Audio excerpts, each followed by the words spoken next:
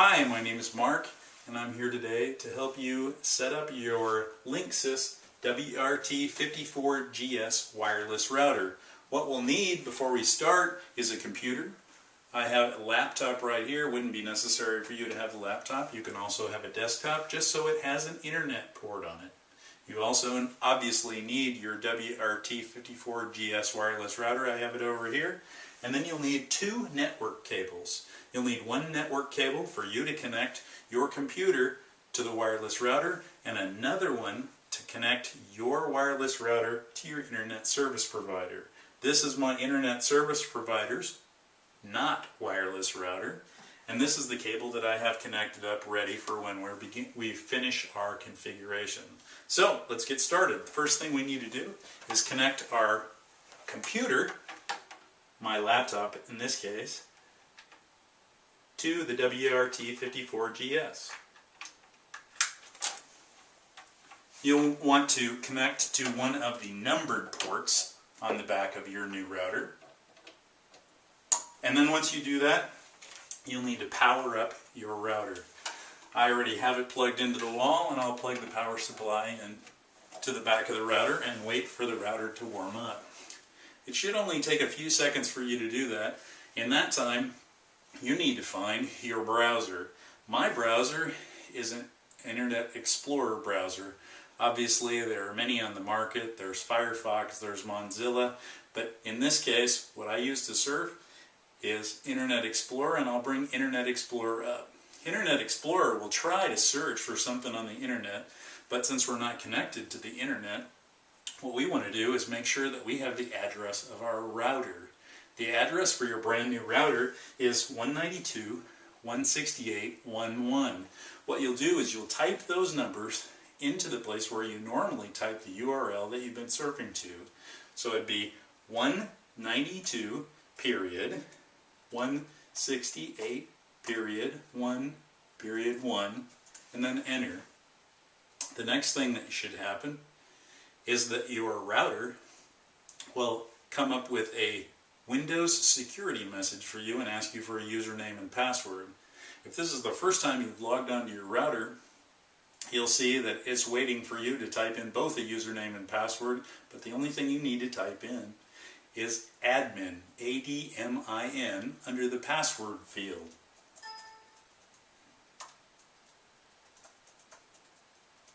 Once you do that, hit enter, and you should log into the configuration section of your router. The first tab that will come up is your setup tab. Under basic setup, you should expect that most internet service providers will expect DHCP, and automatic configuration DHCP is the first of the selections available under setup, basic setup. The thing to remember about all the settings that you see on this screen is in most cases, if your internet service provider has not given you anything to put into these, then you can leave the default settings that are already in the router. In my case, what I need to do, other than to make sure that I have automatic configuration DHCP, is to fill in the static DNS 1 and 2 fields. It's not necessary for you to know what DNS means, only to type in the 4, 2, or 3 digit fields that occur in those particular lines. I'll type those in now. My particular screen requires me to put in 64.39.208.5 and 64.39.208.6 in the first and second lines. Once I complete that, I'll make sure that the time zone is correct at the bottom of the screen. Obviously a pick menu. Mine is Central Time. I'll select Central Time, and then I will select the button at the bottom of the screen, Save Settings. Once I complete the save settings, my router will tell me that the settings have been successfully saved, and I'll hit Continue. Continuing, I will go to the next portion of our configuration. We'll go to the Wireless tab at the top of the screen. Wireless will allow us to configure the specific settings that we have in our local network. The three available settings 4 on this screen will be the wireless network mode, network name, wireless channel, and SSID broadcast.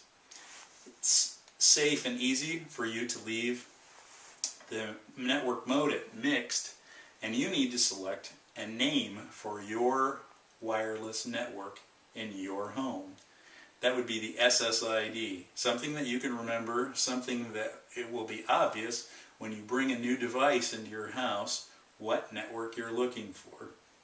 My network is named Marco in capital letters. Only 5 letters, easy to remember, easy to see when I bring a new device into my house. Once I type that into the wireless network name, make sure that the wireless SSID broadcast field is enabled, and then hit the Save Settings button. Your router again will tell you that the save is successful, and you'll continue and go to the wireless security. At wireless security, this is where we enable security on our router so that persons driving by will be unable to log on to our internet connection unless they have a password. The security mode I suggest using is the highest available. In this case, the pre-shared key under security mode is the highest available. Under WPA algorithms, select AES. Under the WPA shared key, this is the password that you will use every time you log on to your router. In most cases, your operating system will remember that password in between logins day after day. However, if you bring in a new device, you'll have to type it in when you first authenticate. I'll type in something that I can easily remember and something that's not regular, like a name that's in the dictionary, something that's a sequence, like 1, 2, 3. These are not safe passwords. I suggest using a sentence that you can remember, possibly 6 or 7 words, and then picking the first letter of each of those words as your particular WPA shared key. Type that in now, hit Save Settings. Once you do that, you'll again be told that the setting save is successful and you'll continue. The last thing we need to do is go to the Administration tab. This is where you change your router's password. Now, this isn't the password for your wireless that you will use when you bring a device into the area and log on to wireless. This is the password that we used at the very beginning. It was set to admin, and everyone knows that the manufacturer set the original password to admin. It'd be wise for you to change the password so that no one else can come into your router and change your settings. Pick any password that you want, type it into the router password field, then re-enter to confirm it, hit Save Settings. Once you've done that, your router will tell you that the setting save has been successful. Hit Continue, and you should be ready to go online. How will we test that we are online? Well, first thing we'll do is we'll unplug our computer from our wireless router. Then we'll take our internet service provider's router cable connection and plug it in to the internet port on the back of our new router. Once we do that, we should have connection with the internet. How can we test it? Take a look at the available wireless connections on your computer. One should be available with the name that you selected. When you do that, hit Connect, and then go to your browser. When you go to your browser, you should have access to the internet. I suggest using one of these search engines like Yahoo or Google that's available to test it to start out with. And as you can see here, Google is available, and we successfully set up our wireless network on our WRT54GS wireless router. If you have any questions about setting up this router, Cisco has a fantastic website with a huge amount of information about all the possible settings on this router. Our objective here has been to get you online as quickly as possible. If you have questions, I suggest www.cisco.com. Thanks again for your attention.